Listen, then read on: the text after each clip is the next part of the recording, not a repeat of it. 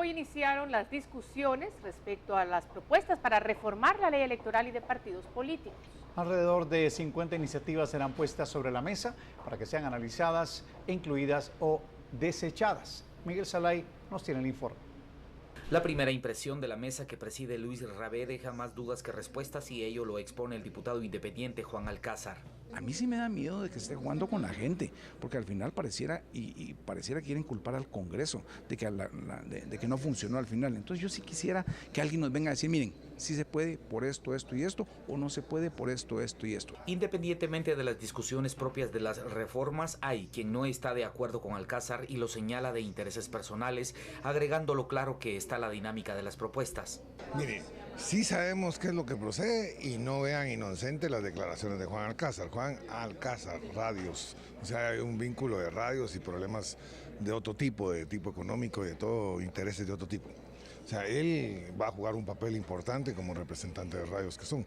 Pero enterados estamos todos de la ley, qué es lo que va a pasar, los cambios importantes, dónde están los nudos, dónde van a ser las confrontaciones. Estamos clarísimos cómo está la cosa. ¿Cuáles son los nudos y cuáles son las No le va a alcanzar la tele para que le cuente. No obstante, lo más claro es que se están tratando con más ahínco las propuestas que ya se han discutido con antelación.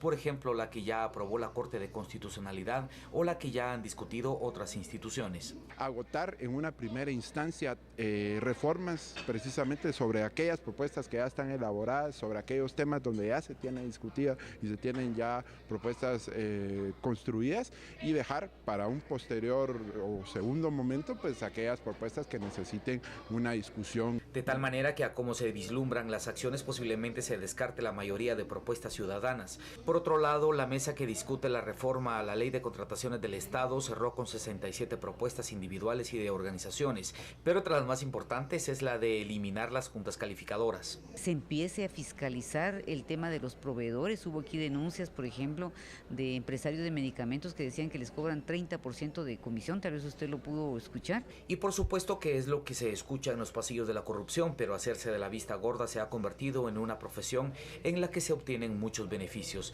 Y es que de las dos mesas en mención y de las más de 100 propuestas, escasamente se aprobarán unas cuantas, no solo por los negocios políticos, sino por la premura que amenaza incluso con que no se apruebe ninguna antes de las elecciones. Por unas elecciones en paz, Miguel Salay y Marvin Pérez. Y el partido Movimiento Nueva República instó a los jueces electorales a considerar mover la fecha de las elecciones ante la inestabilidad, dicen, que se vive a raíz de la demanda social de exigir cambios en la ley electoral. Nosotros sí le pedimos, con todo respeto al Tribunal Supremo Electoral, que tome la iniciativa para que este proceso pueda postergarse. Esto de ninguna manera significa rompimiento del orden constitucional, porque nosotros lo que estamos haciendo es haciendo acopio de una petición que ha hecho incluso la sociedad civil, la cual ha manifestado que las elecciones deberían llevarse a cabo en noviembre la primera vuelta, en diciembre la segunda vuelta, pero que el Congreso a la brevedad posible debería de aprobar las reformas democráticas que demanda la ley electoral y de partidos políticos. Para algunos, el principal reclamo que se hace a los partidos políticos se da al Tribunal Supremo Electoral para que accione contra algunas organizaciones políticas que han sobrepasado el techo de campaña, mientras un informe de medios de comunicación detalla un gasto de 25 millones de quetzales en el primer mes de la campaña política. En la reunión de fiscales, el PAN, la UCN y la UNE pidieron al Pleno de Magistrados del Tribunal Supremo Electoral de evitar del techo de campaña a los partidos que a un mes de haber iniciado la campaña electoral pudieron haber gastado el techo máximo del gasto electoral. El Tribunal Supremo Electoral va tarde en limitar la propaganda de los partidos cuando ya la realizaron en una época antes de la convocatoria. Consideramos que por lo menos es un intento de una fiscalización. Creemos que todavía falta un esfuerzo mayor y eso fue lo que le solicitamos al tribunal. Líder uno de los partidos aludidos, que de acuerdo a un informe de auditoría gastó en mayo 15 millones de quetzales en propaganda electoral en medios de comunicación, señaló que mantendrán el ritmo de gasto. Mi vecino de la colonia también dice que me he gastado no sé cuánto en campaña, alguien allá por Huehuetenango dice que me he gastado otro montón, pero lo que vale es lo que el tribunal pueda verificar. Tenemos 58 millones. Lo gastemos en un mes, lo gastemos en 2 meses, lo gaste en 15 días, esa es estrategia del partido. ¿Y cuál va a ser la estrategia? ¿Seguir gastando? bueno, hay que invertir los 58 millones. El Pleno de Magistrados se limitó a responder que en los próximos días harán pública una resolución sobre el gasto de la propaganda electoral fuera de periodo. En el primer informe de campaña electoral, 13 partidos políticos gastaron al menos 25 millones de quetzales en propaganda política. Por unas elecciones en paz, Carolina Leverón y Luisa Che. Bueno, iniciando este noticiero le comentábamos sobre el antejuicio contra el presidente Otto Pérez Molina y cómo esta tarde fue presentado en la Corte de Constitucionalidad una acción de amparo para retroceder precisamente la decisión de la Corte Suprema de darle trámite a este. Sin embargo, esto parece que no va a servir para frenar la comisión pesquisidora que se propone realizar y que sería la encargada del juicio político contra él. De continuar este proceso, la Corte Constitucional debería pedir un informe a la Corte Suprema de Justicia, al Congreso y al presidente. En 48 horas son las que tienen ellos para responder. Sin embargo, esta Corte de Constitucionalidad conocerá el caso cuando la presidenta así lo decida. El proceso pesquisidor continuará su curso contra el mandatario. Sin embargo, y eso le aclarábamos también, en horas de la noche el vocero presidencial, a quien usted mira en pantalla, en conferencia de prensa informó que el abogado Edgar José Elías presentó ese amparo sin autorización del presidente, por lo que mañana van a interponer una denuncia por usurpación. Además, descartó completamente la renuncia del mandatario y también que el mismo vaya a realizar acciones similares, ya que serán respetuosos del proceso. También se menciona, aunque no se tiene confirmación, que una abogada podría presentar una segunda acción de amparo a favor de Otto Pérez. En estos momentos vamos a escuchar el pronunciamiento que hizo el Ejecutivo por medio del vocero presidencial, Jorge Ortega. El Ejecutivo no tiene absolutamente nada que ver en esta situación. Está siendo usado el nombre del señor presidente y el día de mañana personal de la Secretaría General de la Presidencia se va a personar al Ministerio Público para que se hagan las investigaciones correspondientes. Tenemos acá el nombre del abogado, que es Edgar José Elías. Él presentó este documento. El presidente no pidió auxilio, vuelvo a recalcar que no pidió auxilio de ningún abogado, y para eso existe la Secretaría General de la Presidencia, en la cual tiene un cuerpo colegiado en el cual se determinan situaciones de esta naturaleza.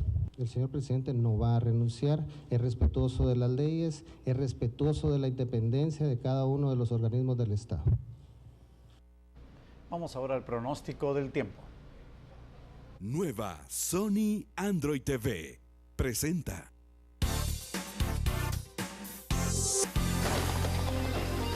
Muy buenas noches, amigos televidentes, qué gusto saludarlos. Mañana viernes vamos a continuar con un alto porcentaje de humedad sobre el territorio guatemalteco. Tendremos cielos nublados, presencia de llovizna con actividad eléctrica. La depresión tropical que se formó en las costas del Pacífico, ahora es la tormenta tropical Carlos, no afectará de manera directa a Guatemala, pero sí sus bandas continuarán generando cielos nublados con llovizna sobre el sector de la Boca Costa. Carlos podría convertirse en huracán en los próximos días y sería pues el tercero de la temporada en el Océano Pacífico. Las condiciones generales del clima, vemos que en Ciudad de Guatemala se tendrán cielos parcialmente nublados con presencia de lluvia o llovizna, al igual que en la franja transversal del norte, el departamento de Petén y de Izabal. El mayor acumulado de lluvia se tendrá sobre el sector de la Boca Costa y el suroccidente. Las temperaturas máximas y mínimas, meseta central y occidental al mediodía podrían mantenerse entre los 20 y los 24 grados centígrados, mínimas de 12 grados durante la noche en Quetzaltenango y en Totonicapán y de 17 grados en Ciudad de Guatemala. Vamos a los departamentos situados en la costa sur, se mantendrá entre los 23 y los 31 grados, Chiquimula y Zacapa entre los 24 y los 35. La costa de Jutiapa podría subir al mediodía a los 31 grados, Petén a los 32, 26 para las Verapaces y 31 grados para el departamento de Izabal. Pronóstico del clima para los siguientes 3 días, pues de mañana viernes al día domingo, prepárese, vamos a continuar con lluvia, esta se presentará hacia el final de la tarde o comienzo de la noche, 24 grados centígrados al filo del mediodía. Esto es todo en el informe del clima. Les saludó Marisol Padilla. Que tenga una excelente noche. Nueva Sony Android TV presentó.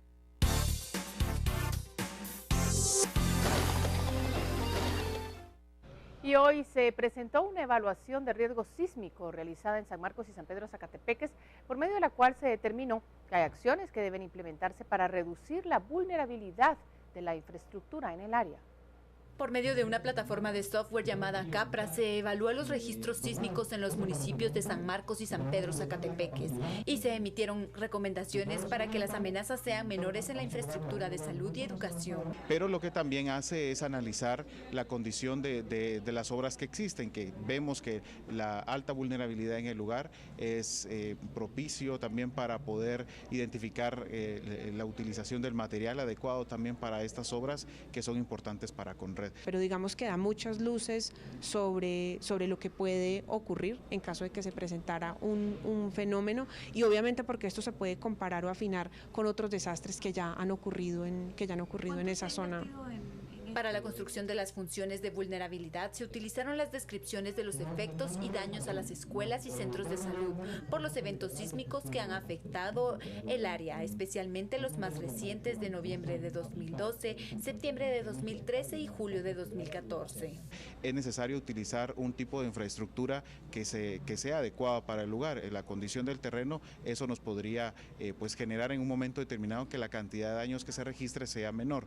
Y eso también considerando el tipo de material que se tiene que utilizar, que tiene que ser el adecuado. Con este proyecto se recomienda fortalecer la planificación del uso del suelo y promover una gestión de riesgo orientada a medidas de readecuación para reforzar las estructuras. Por unas elecciones en paz, Silvia María Corzo y Rafael Ovalle.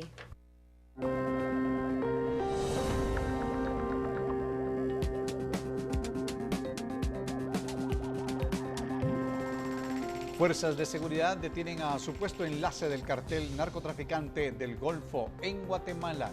Los detalles de esto al volver.